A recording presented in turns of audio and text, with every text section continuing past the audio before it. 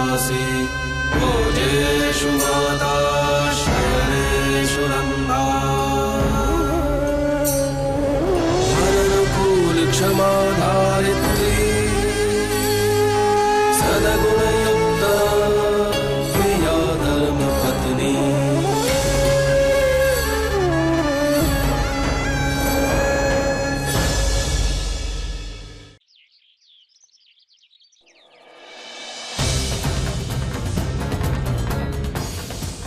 Forensic report में कुछ खास बातें सामने आई हैं। मैंने सोचा कि आप लोगों को बता दूं। पटेल, रिपोर्ट्स क्या कहती हैं? रिपोर्ट्स एकदम साफ है। अर्जन की हत्या हुई है और उसी शार्प वेपन से हुई है जो मौका वारदात से हमें मिला। पर फॉरेंसिक रिपोर्ट में एक बहुत ही खास बात सामने आई है। कौन सी बात? जिस डंडे से धर्मराज मैयावंशी जी के सिर पर वार हुआ, उस डंडे पर अर्जन की उंगलियों के निशान हैं। तो इसका मतलब यह है कि अर्जन ने धर्मराज मैयावंशी जी के सिर पर डंडे से वार किया था। वार इतना घातक था कि मैयावंशी बेहोश हो गए।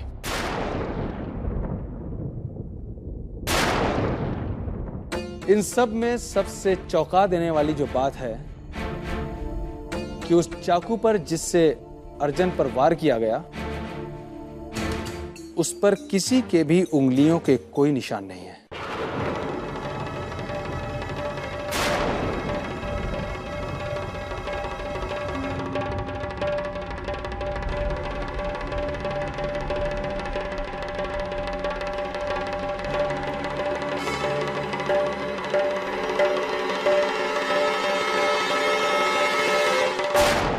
उंगलियों के निशान नहीं है? सोचिए, दो लोग आपस में लड़ रहे हैं। एक बुरी तरह घायल हो चुका है। उसके पास न इतना समय है और न ही उसके शरीर में इतनी ताकत कि वो पहले को हमला कर सके। फिर भी पहला मर जाता है। इसका मतलब कि कोई तीसरा ही है जिसने ये मर्डर किया।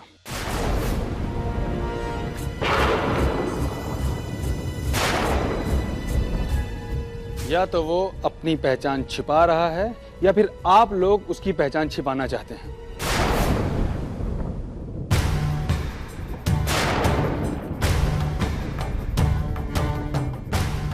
एनीवेज, मैं ये कहने के लिए आया था कि पोस्टमार्टम हो चुका है। कुछ कागजी कार्रवाई के बाद आप लोग डेड बॉडी क्लेम कर सकते हैं। इजाजत दीजिए।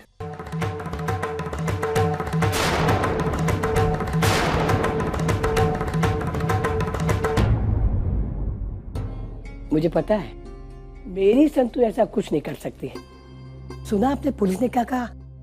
कहा चाकू पर के उंगली के निशान किसी ने मिटा दिए हैं। जो संतु ने खून किया हो तो निशान क्यों मिटा देगी? बताइए तो।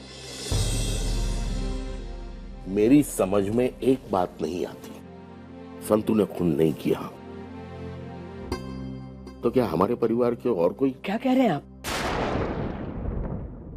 अपने पर शक करना एक बड़ा पाप होता है, ऐसा मत कहिए आप। बात की सुई वहीं आकर अटक जाती है ना वसुधा। अर्जुन को मारा किसने? मुझे नहीं पता है।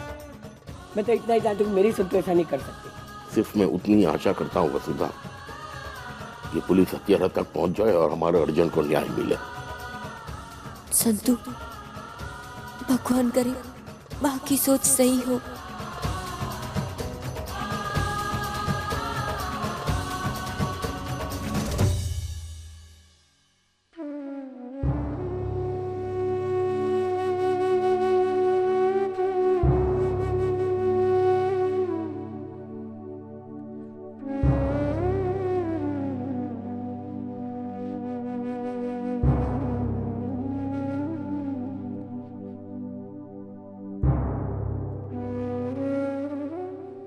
जानता बेटा कितनी पीड़ा है इस बूढ़े मन में।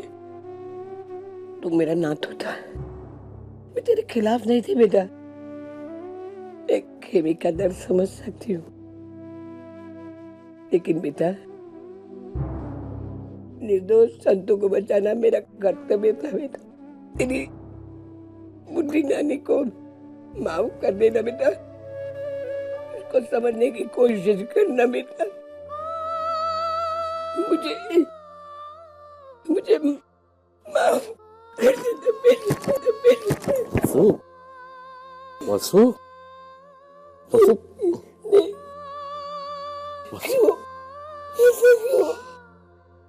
वसु।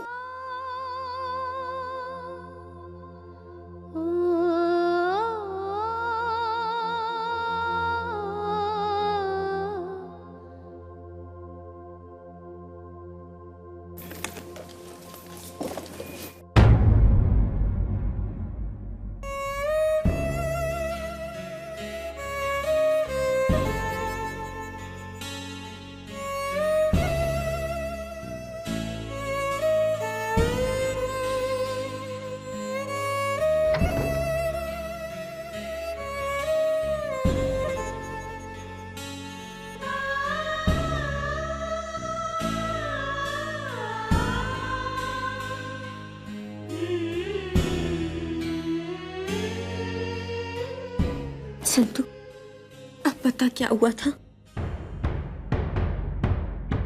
देख, हमारे अलावा और कोई नहीं है इस कमरे में। देख, मेरी तरफ देख।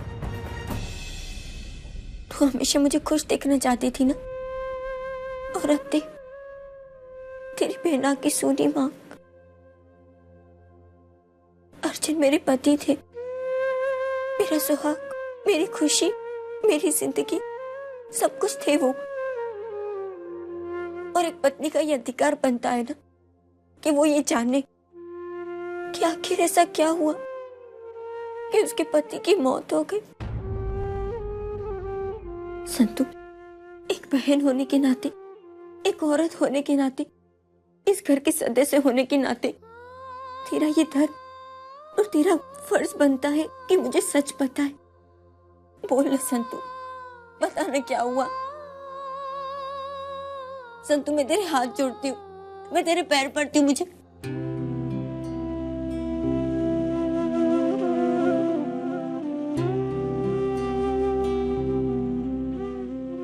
मैंने कहा ना बहना कि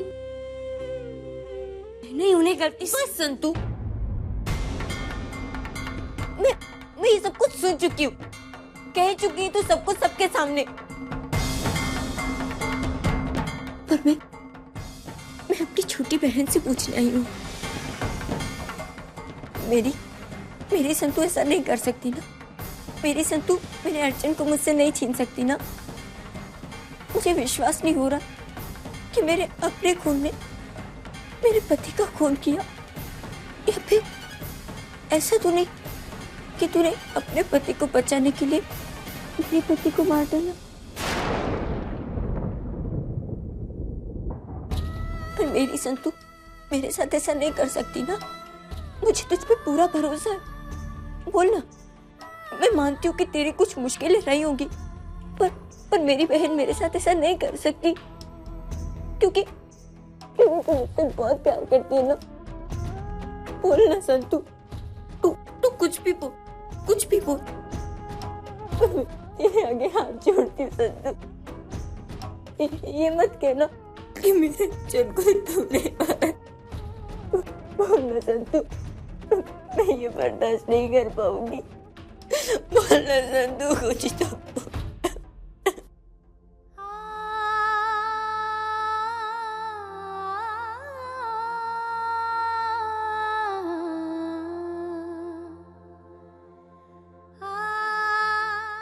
संतु, संतु, तुम्हें कोडियार माँ की कसम, मुझे पता।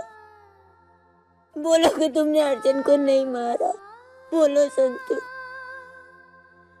बोलो संतु,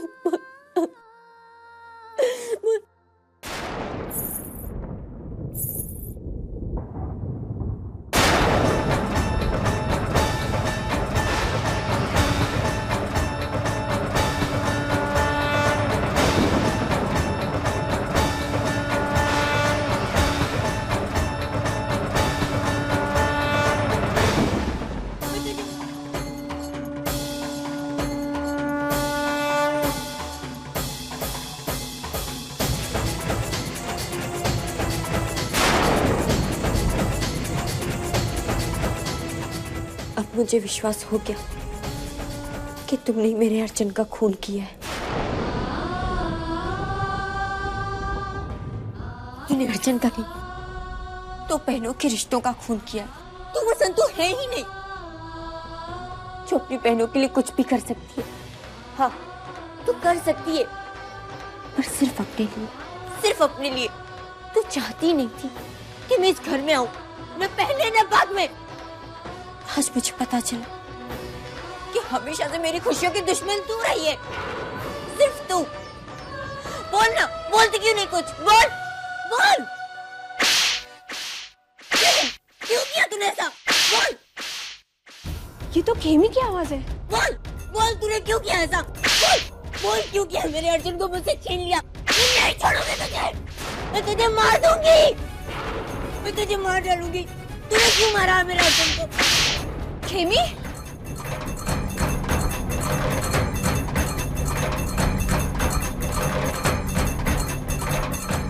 खेमी भाभी, चलो जल्दी ना, चलो खेमी, इसने मेरे अर्जुन को मारा। मैं नहीं छोड़ूंगी तुझे, मैं तुझे मार दूंगी। चलो।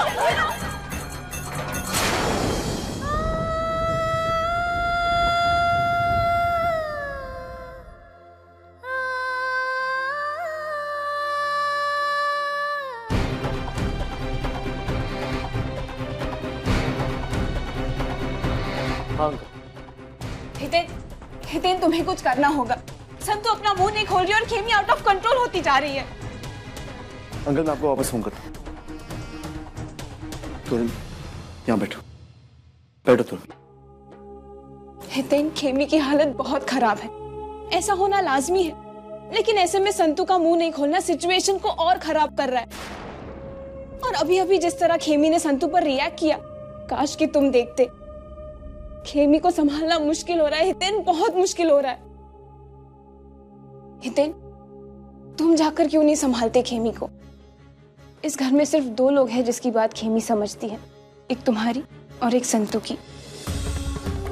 तुम उसके बहुत अच्छे दोस्त हो, समझते हो उसे, वो भी तुम्हारी बात समझेगी। हितेन, जाकर समझाओ प्लीज, प्लीज जाकर संभाल लो उसे। उसकी हालत मुझसे देखी नहीं जाती।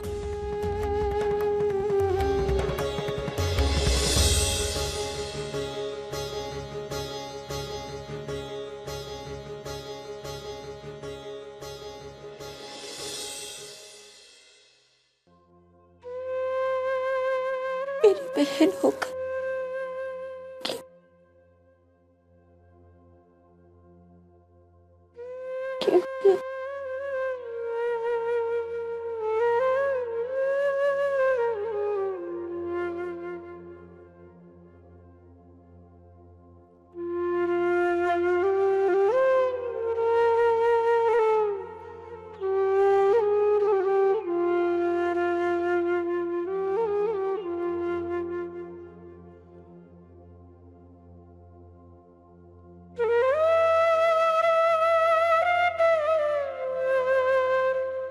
क्यों हुआ मेरे साथ ऐसा? क्यों? हौसला रखो खेमी। मैं जानता हूं कि जो कुछ तुमने खोया उसकी भरपाई कोई नहीं कर सकता, पर खेमी तुम्हारे आगे तुम्हारी पूरी जिंदगी पड़ी। याद है खेमी, जब मैंने भी अपना प्यार, अपने सपने खोए थे, तो तुमने ही मुझे संभाला था। एक दोस्त होने के नाते मैंने तुम्हारी बात मानी थी ना, तो आज तुम्हें अपने इस दोस्त की बात माननी ही होगी। खेमी, मैं तुम्हारा दर्द समझ सकता हूं, पर वक्त के साथ धीरे धीरे हर घाव भर जाता है। और खेमी, तुम्हारे साथ तो तुम्हारा पूरा परिवार है। मैं, बाप, बापूजी, तोरल, कद्दू और संतु।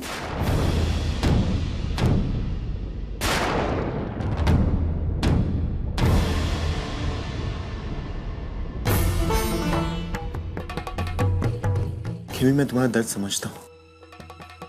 मैं समझ सकता हूं कि तुम पर क्या बीत रही है, लेकिन खेमी, अभी तुम किसी से कुछ भी मत कहना। खेमी, मैं नहीं जानता कि उस रात क्या हुआ वहां। शायद हालात ही ऐसा हो, और शायद संतु को कोई कसम नहीं, मैं उसे नहीं छोड़ूंगी। उसने मेरे अर्जुन को मारा है, मैं उसे नहीं छोड़ूंगी। अर्जुन मेरे पति थे, मैं उनसे मुझसे बहुत प्यार करती थी।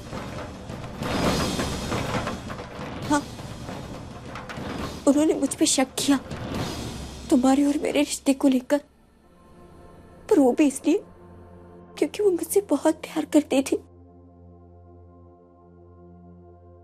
जब मैं जान देने गई थी तो उन्होंने मेरा हाथ थामा था, मुझे बचाया था। हम बहुत खुश थे।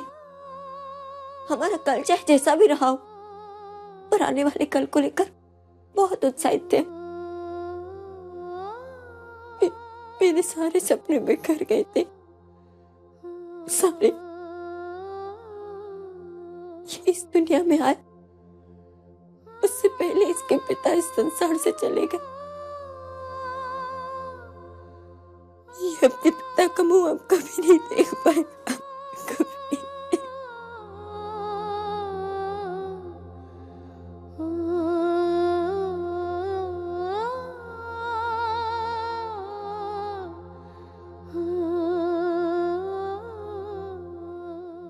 अपने आप को संभालो खेमी, तुम्हें अपने आप को संभालना ही होगा। तुम कहती हो ना कि तुम अर्जुन से बहुत प्यार करती हो, तो अर्जुन की इस आखिरी निशानी को तुम्हें ही संभालना होगा। तुम्हें इसे एक माँ और पिता दोनों का प्यार देना होगा खेमी। खेमी, अब सिर्फ तुम अर्जुन की एक पत्नी नहीं रही, बल्कि इस बच्चे की माँ भी हो। और अगर एक माँ ही इस तरह से टूट जाएगी तो वो अपने बच्चे को कैसे संभालेगी खेमी? कैसे संभालेगी?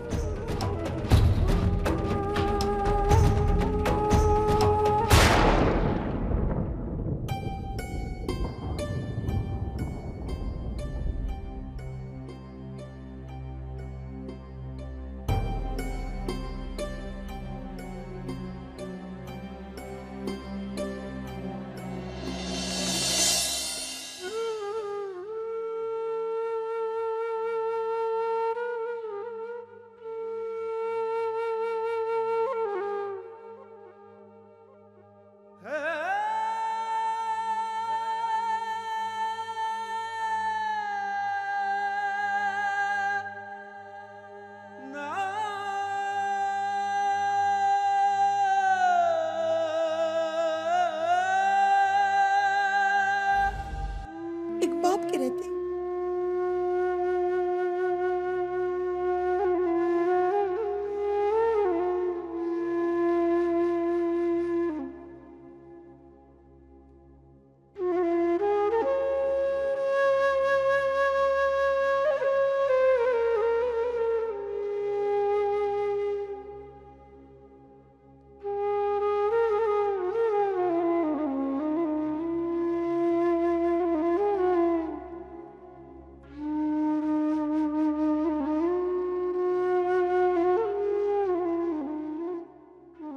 देखिए, पोस्टमार्टम की कॉपी आपको बाद में भिजवा दी जाएगी।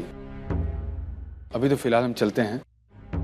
आपसे अगर कोई पूछताछ करनी होगी तो मैं फिर से आ जाऊंगा। जी।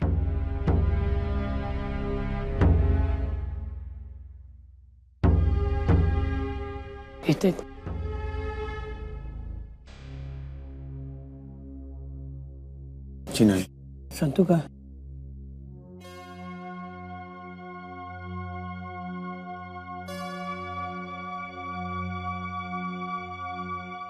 उसने अभी अपने आप को स्टोर रूम में बंद कर रखा है।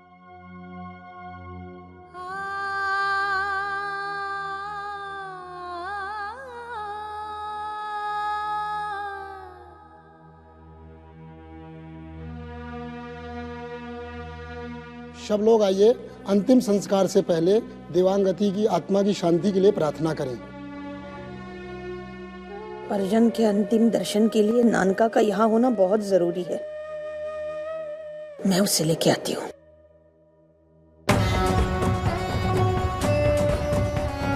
उठ नानका, उठ। करूँ? नानका उठ, सुनाई नहीं देता तुझे? अरे देखिए ना बाबूजी, ऐसे समय ये सो कैसे सकता है? नानका, अरे तेरे बच्चे के अंतिम दर्शन करने के लिए तो चल। अरे उठना नानका।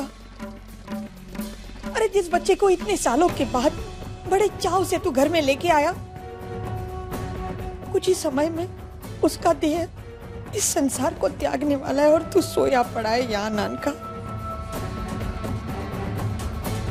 जिंदगी भर अपने अपने कंधे पर उसे खिला नहीं पाया, तू आज कम से कम उस बेचारे की अर्थी को कंधा तो दे नानका। तुझे सुनाई नहीं दे रहा नानका? अरे उठ ना, देख नानका, मेरे लिए ना सही अपने बच्चे के लिए उठ, क्योंकि तूने उसका अगर अंतिम संस्कार नहीं किया, शांति रख, उसके आत्मा को शांति नहीं मिलेगी। ये क्या कर रही है आप? ऐसा मत करिए, इज अंडर ऑब्जर्वेशन। देखिए डॉक्टर साहब, इसे उठना होगा। आप समझ रहे हैं, इसे उठना होगा। ये देखिए, आप इसे कुछ भी दवाई दे दीजिए, कोई भी इंजेक्शन दे दीजिए, मैं नहीं जानती, लेकिन आप इसे होश में लाइए। मेरे भाई का होश में आना बहुत जरूरी है, क्योंकि इसने अगर अपने बेटे का अंतिम संस्कार नहीं किया ना, तो जिंदगी भर ये माफ नहीं करेगा हमें। नानका, तू उठना नानका। मैडम प्लीज, तू उठना मैडम प्लीज। तारू, ये अभी अभी आपकी एक शांति रख तारू, शांति रख तू, ये अभी आपकी एक भी बात नहीं सुन रहे। प्लीज प्लीज जरा संभालिए इन्हें। बाबूजी, भगवान भी कैसा खेल खेल रहा है। विधि ने इतना घिनौना विधान रचा है ना, एक बाप के रहते एक बेटे की अर्थी उठ रही है, और उस बेचारे बाप को देखिए, उस अर्थी को कंधा देना तो दूर, अपने बेटे के अंतिम दर्शन तक नहीं कर पा रहा वो।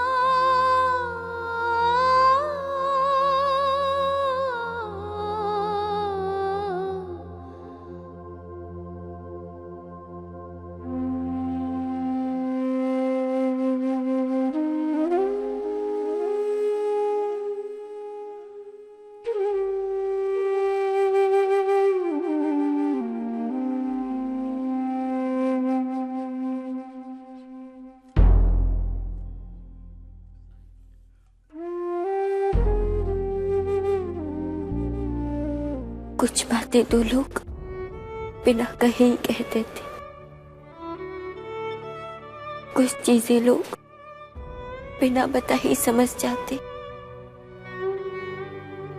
सब लोग कुछ भी कहे, आप जानते हो कि मेरे मन में क्या चल रहा है।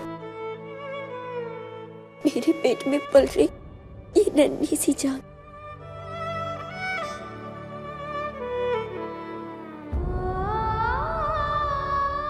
कुछ महीनों बाद तुम इस संसार में आ जाओगी, एक महियावंशी कहलाओगी, और मैं तुम्हें उसी नाम से बुलाऊंगी जो नाम तुम्हारे पिता ने तुम्हारे लिए सोचा था, कृष्णा।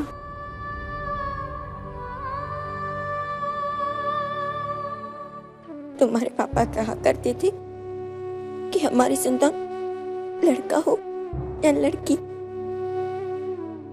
हम उसका नाम कृष्णा रखेंगे, क्योंकि तुम उनके प्रेम की निशानी हो, और प्रेम का दूसरा नाम कृष्णा होता है।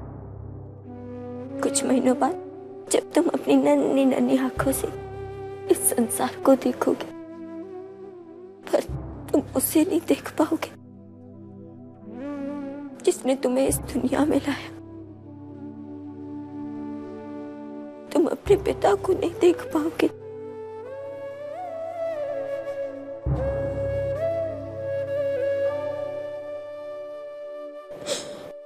और शायद आखिरी बार तुम उनका स्पर्श महसूस करोगे, उनका हाथ तुम्हारे सर पर है, आशीर्वाद के रूप में। वो तुम्हें इस संसार में आते देख पाए, पर उन्होंने तुम्हारे लिए सपनों का संसार बनाया था। कहते थे जब वो तुम्हें पहली बार अपने हाथों में लेंगे तो उनकी आंखें भर आएंगी।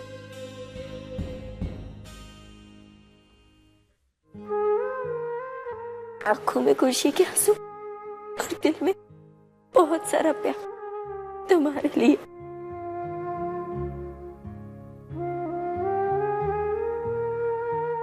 जब तुम बड़े हो जाओगे ना, मैं तुम्हें सब बताऊंगी कि तुम्हारे पिता तुमसे कितना प्यार करते थे।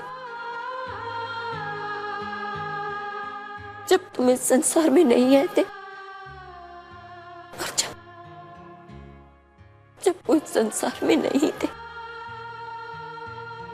तब भी उन्होंने तुम्हारे सर पर हाथ रखा, तुम्हें आशीर्वाद दिया था।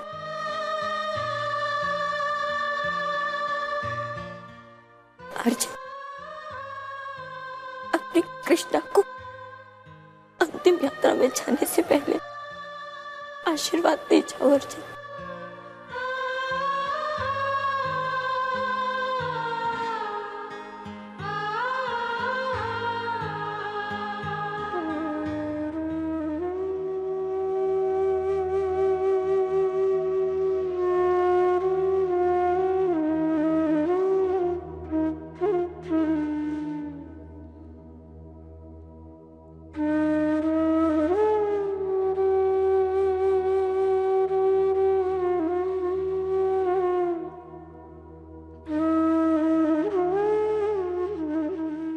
अपने आप को संभालो खेमी।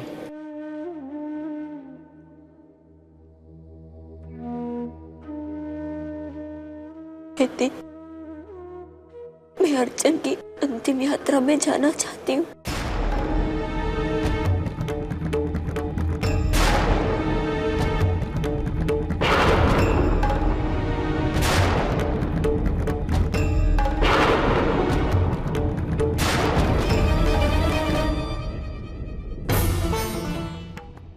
हितेन बेटा, औरतें शमशान नहीं जाया करती हैं, यही परंपरा है। श्रीमान जी ठीक कर रहे हैं बेटा।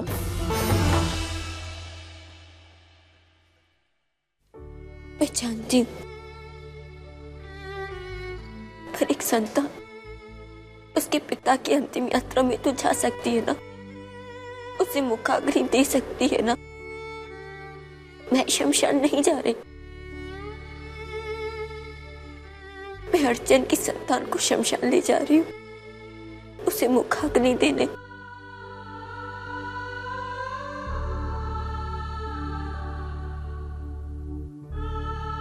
उसे पिता की गोद में खेलने का नसीब नहीं हुआ, पर वो मुखाग्नि तो दे सकता है ना।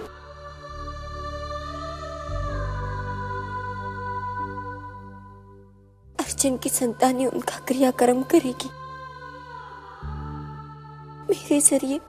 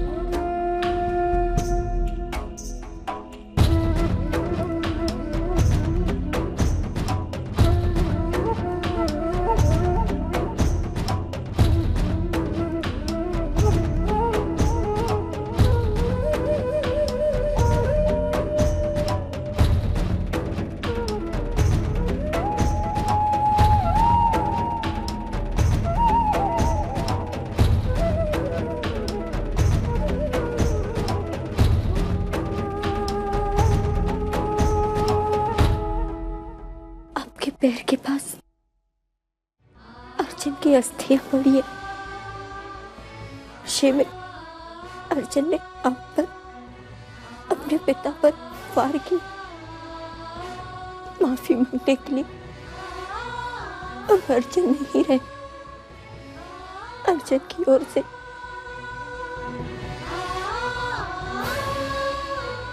क्षमा कर दीजिए।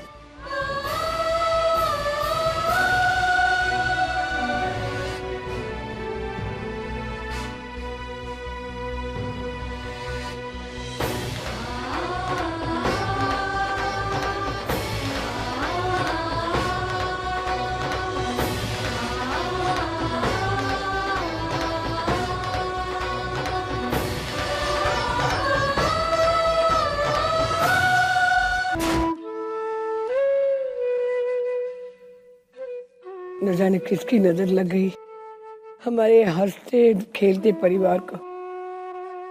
अर्जुन चला गया, वहां धर्मराज बेहोश, खेमी के बेहाल है, संतू बेचारी। हाँ नानी, संतू भी अभी तक शोरूम से बाहर नहीं आई। हमें जाकर उससे बात करनी चाहिए। कोई आवश्यकता नहीं है। अब बात करने के लिए बचा भी क्या है देन? अरे जिस लड़की को धक्के मार मार के इस घर से बाहर निकालना चाहिए या तो फिर पुलिस में देना चाहिए, उसी को ही हमने घर में रखा है। तरू क्या तरू बा? क्या क्या? देखिए बा, इस सब में दोष आपका है। आप ही नहीं चाहती कि उस संतुड़ी ने ये जो घिनौना काम किया है ना, उसकी उसे सजा मिले। अभी अभी आप कह रही थी ना कि इस परिवार को न जाने किसकी नजर लग गई। मैं बताती हूँ आपको किसकी नजर लगी है। उस संतुड़ी की नजर लगी है हमारे परिवार को। इस परिवार पर वो दुख की आंधी हमेशा छाई रहेगी और इस सब की जिम्मेदार वो लड़की है, सिर्फ वो लड़की। जब तक उस लड़की का काला साया इस घर पर रहेगा ना, तब तक इस घर में बर्बादी यूं ही तांडव करती रहेगी। याद रखना।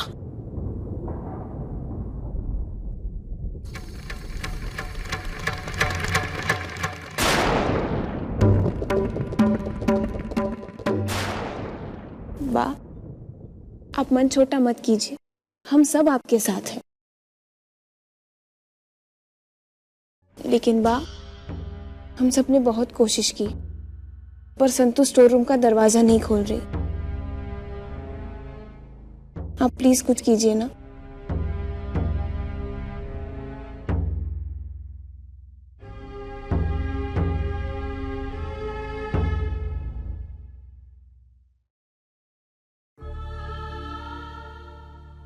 जिस कारण संतु ने दरवाजा बंद किया है,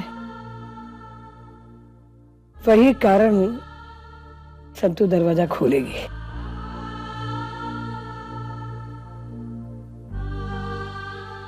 अर्जुन उसका बेटा था और बेटे की मौत का दुख सबसे ज्यादा मां को होता है बेटा। यही मातृत्व, ममता संतु के पास दरवाजा खुलवाएगी। माँ, माँ,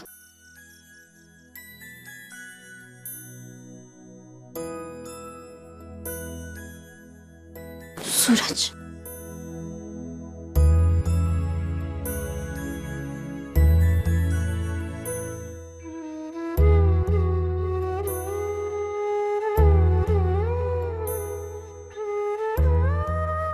सूरज,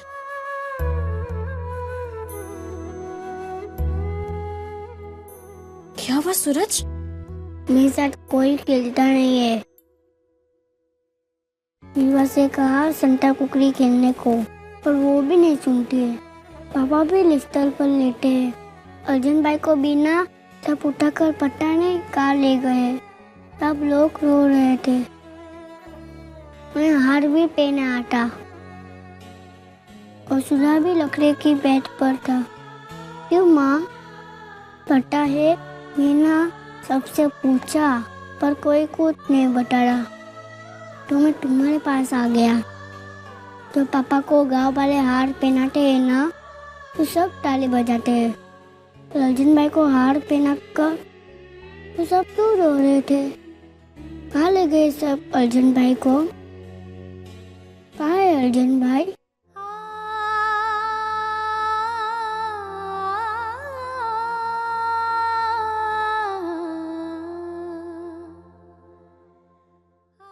बहुत दूर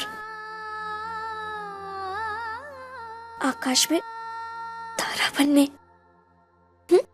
अरे वाह, ये तो अच्छी बात है। माँ भी तो आकाश में तारा है ना। अर्जुन भाई उसके पास गए हैं। ये लोग क्यों रो रहे थे? पता है मैं जब छोटा था ना, तो सब मुझे बताते थे माँ ऊपर आकाश में चली गई तारा बनने। मैंने पूछा भी माँ कब वापस आएगी, पर पापा ने कुछ नहीं बताया। पर तुम आ गए ना, तो सब ठीक हो गया।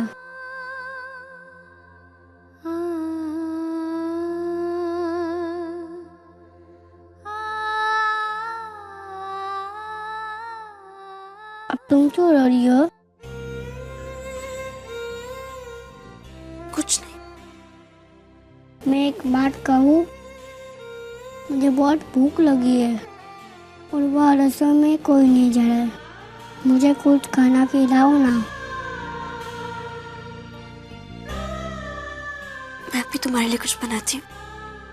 चलो। बताइए ना बा, क्या संतू बाहर आएगी? संतू नहीं, एक माँ बाहर आएगी।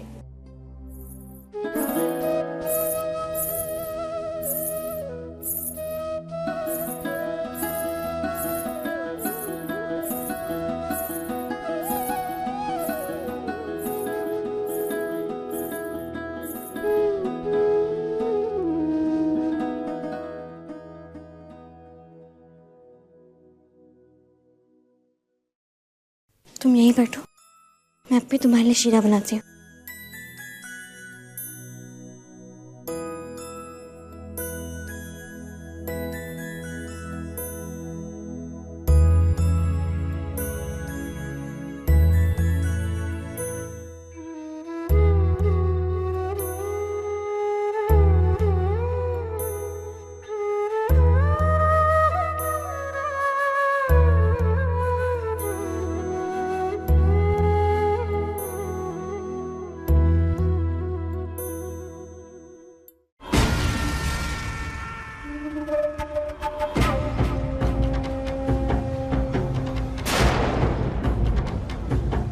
इतना कुछ हो गया इस घर में। ये यहाँ मुस्कुरा रही है, शीरा बना रही है। मुझे कुछ करना होगा और वो भी जल्दी।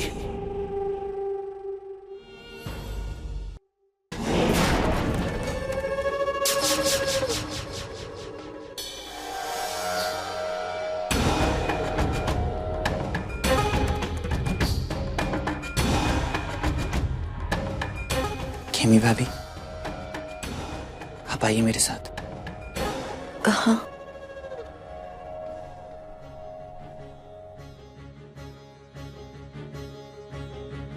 मौलिक भाई। चलिए ना भाभी। मौलिक भाई, आप कहाँ लेके जा रहे हैं मुझे? मैं आपका दर्द समझ सकता हूँ खेमी भाभी, लेकिन आपने कल से कुछ नहीं खाया है, ऐसा कैसे चलेगा? भूख नहीं है मुझे। खाना तो आपको खाना होगा भाभी। मेरे लिए मत खाइए, हमारे लिए मत खाइए, लेकिन मेरे भाई की आखिरी निशानी के लिए। आपके पेट में अर्जुन का बच्चा है खेमी भाभी, उसके लिए आपको खाना पड़ेगा।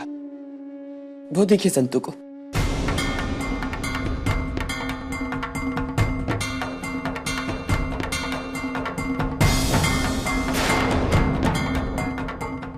अर्जुन उसका बेटा था, बनी भी था उसका, लेकिन वो नॉर्मल है ना, मुस्कुरा रही है, लेकिन आपके चेहरे से मुस्कुराहट जा चुकी है। वो हलवा खा रही है और खिला रही है, तो आप क्यों नहीं कर सकती अपने बच्चे के लिए खेमी भाभी?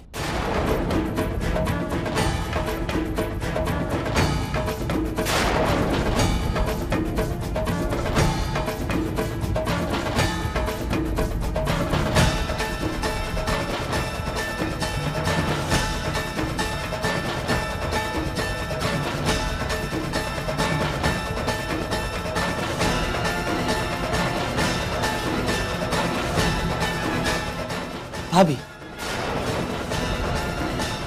अगर संतू अपने आप को इतने बड़े हादसे के बाद भी संभाल सकती है, तो आपको भी अपने बच्चे के लिए खाना खाना होगा। मैंने कहा ना, नहीं खाना मुझे।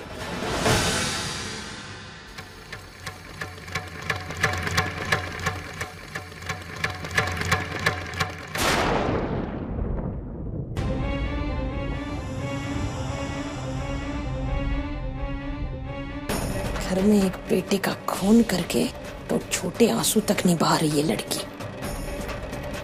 अरे इसे तो अब तक जेल के सलाखों के पीछे हो जाना चाहिए था। लेकिन क्या करे, इस घर के सारे लोग तरफदारी जो करते रहते हैं इसकी। जब तक इस घर के सारे लोग इसके खिलाफ नहीं हो जाते ना, तब तक ये लड़की ऐसे इस घर में रहेगी। तो चिंता मत कर मां, संतू से अब इस घर में सब नफरत करेंगे और उनके मन में नफरत का बीज मैं डालूंगा। नफरत की ऐसी चिंगारी भड़काऊंगा, उसमें घी डालूंगा और ऐसी आग